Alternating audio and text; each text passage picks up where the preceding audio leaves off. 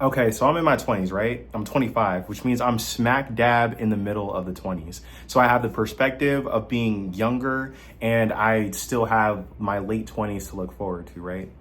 And the challenge is that I know instinctively, as anyone kind of at their phase of life that I'm in, that it's time to get serious, right? The things that are going to yield me the most results in creating, a successful life, like these actions need to start taking place now, right? And obviously, this is amplified by just kind of like society's perception of men and what men are supposed to accomplish, and how much money they're supposed to make, or like how they're supposed to relate to like their partners and things like that. Um, but yeah, I think I have a pretty clear concept of what success looks like for me. And also, I've been doing a lot of soul searching and figuring out the steps that I'm going to have to take in order to reach that level, right? The challenge is this phrase that's just picked up so much like momentum, which is locking in, right? You want to achieve your destiny. Guess what you got to do? You got to lock in, fool. When they're at the club, you need to be at the gym. You know what I mean? When they're at the party, then you need to be like working on your business plan. When they're out there dating, you should be working on your spreadsheets or like whatever, right? And whoa.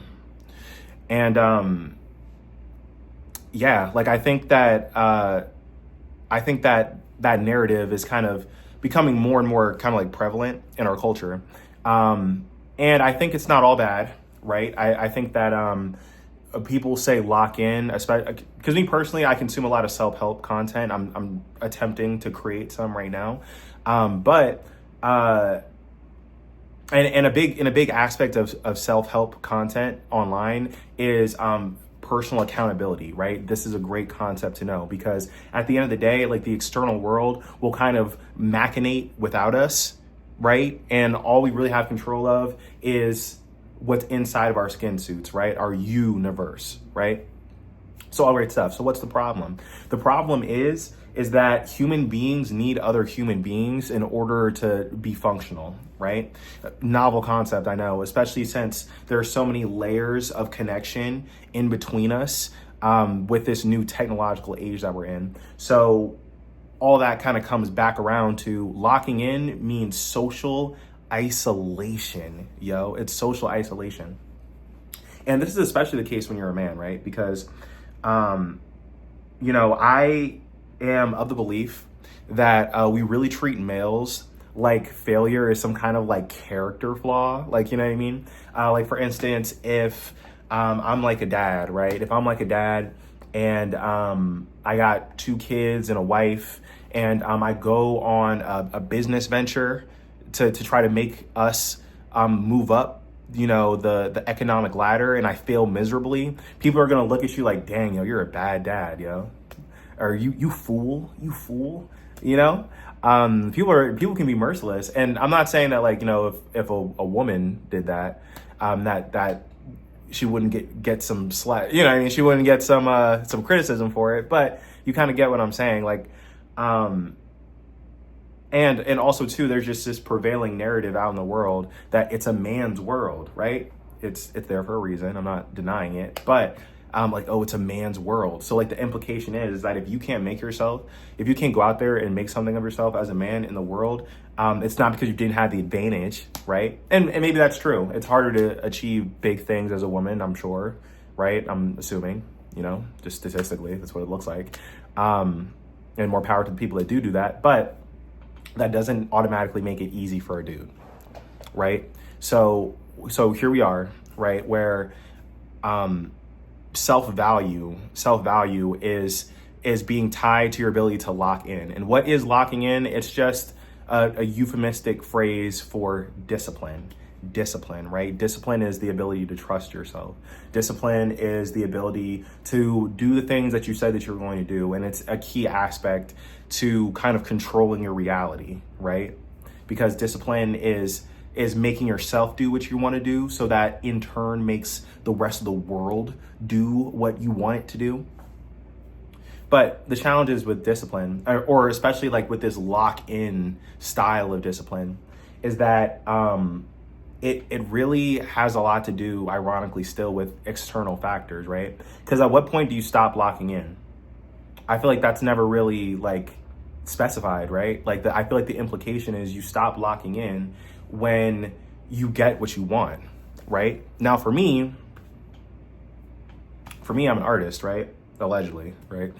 For me, I'm an artist, right? So I make songs, you know, I write books, and I make like political commentary, right? Those are like my 3 lanes of stuff that I do. But building platforms for all those things involve other people, obviously, right? And when you involve other people, there's also like the platform itself that I'm using to communicate with people that would connect with my stuff, which ultimately comes down to like the social media algorithms, right? And that's the case right now, even. You know, I'm at the mercy of whether the computer gods decided that my voice is one that you're allowed to hear right now, right? Glad if you're here somehow. And I think that like that makes locking in a little bit more difficult, no? Because if you're locking in that scenario, it's like you can really toil forever and not even know if anything's ever gonna happen. If anything's ever gonna happen, right?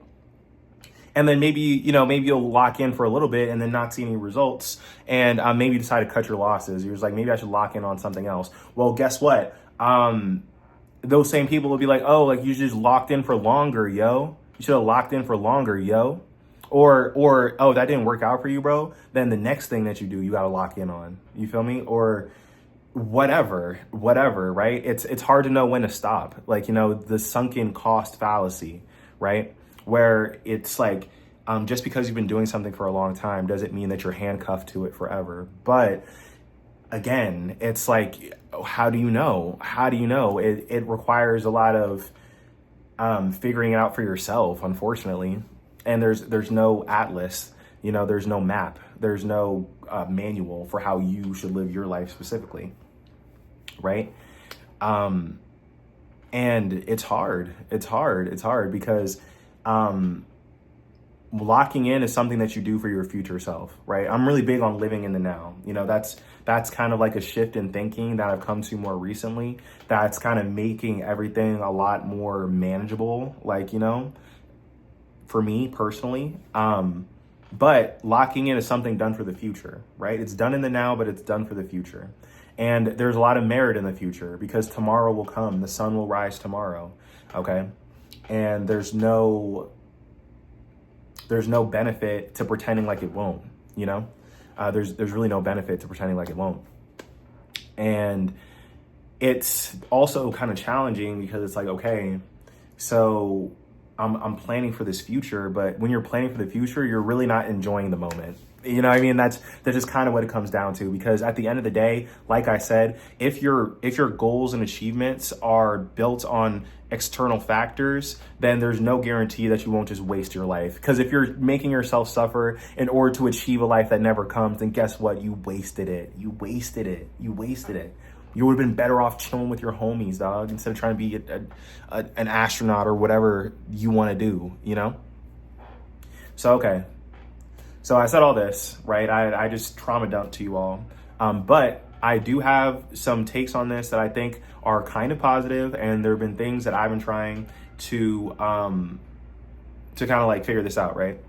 Number 1, stop caring about stuff. Like straight up, like stop caring. Like, you know what I mean? It's like at what you have to really go back in time and kind of figure out for yourself. It's like, when did I really just start caring so much about what I achieve? Like, you know what I mean? And look, it's like everyone wants to be successful. Everyone wants to be great. You know, I'm sure there's like a caveman that wanted to be great, you know, what have you? I don't know. But I think a capitalist society specifically really tricks us into deriving all of our life value out of our contribution to a system where people buy and sell things, right? And sometimes I got to zoom out for my own personal goals and realize that that's kind of ultimately what it's coming down to, right? Like, I just want more numbers on my follower count so that I can, you know, validate that I can be a good capitalist, right? Obviously, it's more than that. It's more spiritual. I want to create art to connect with people, but the metric of success that I've created for that is on someone else's timetable, right? It's in someone else's hands. And that's bad, you know what I mean? So I'm choosing to just not do that, right? Like, I'm doing stuff for me, and I don't care if, you know, if my locking in doesn't result in the metrics of success that other people might see it for, right? Even if that's a hard pill to swallow, even though that's basically accepting that you're gonna be a loser to a lot of people. Because guess what? Like, the biggest winners don't care if they're perceived as losers, you know? Winners aren't afraid of losing, right? I read that in a book somewhere. So yeah, that's one kind of like aspect that I'm trying to use to like skirt all this lock-in syndrome. Also too, the opposite of that advice would be to lock in even further, but it's more like work smarter, not harder. You know, it really helps to kind of like, and not to be another one of these YouTube people saying, oh, you should journal, but you should really consider like writing down your goals. And kind of being real about it. It's like, okay, if it's on a piece of paper, this is what I want to achieve by this date, then it's a little bit easier to kind of create systems where you can achieve more concrete things, right?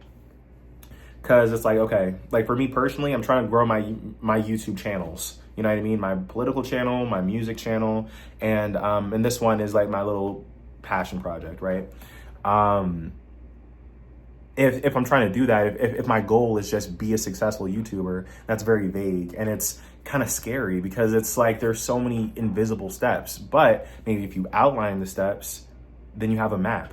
And if things go wrong, it'll still hurt. It'll hurt bad. But at least you'll know where you're going wrong. You know what I mean? At least you can retrace your steps. At least you can see what was going right. You know, that's another thing. Like, it's, you know, if you really separate everything into like the minutia of it all, it becomes a lot more scientific. You know, I mean, science is the understanding of reality, right? I'm a big science person, right? And ultimately, again, it's like locking in, and just to kind of tie a bow on this little TED Talk that we do here every now and again, locking in is a choice that you're making for yourself, right? If you're locking in for anybody else, then you're doing it for the wrong reasons. Right? And the thing is about locking in, the thing about the lock-in mentality is it'll really trick you into thinking that you are doing it for yourself. In reality, you're doing it to satisfy other people. You know, you're thinking that if you have this life that you want, that people will love you more, or people that don't love you now will love you, you know, they'll love you now. You know what I mean? They'll love you in the future if you can just achieve this arbitrary thing that you created for yourself, right? But wherever you go, there you are, right? And look, I haven't had any wild runaway successes in my life. I really haven't. I've done lots of cool stuff. Like, I've helped people achieve their wild success. Good for them.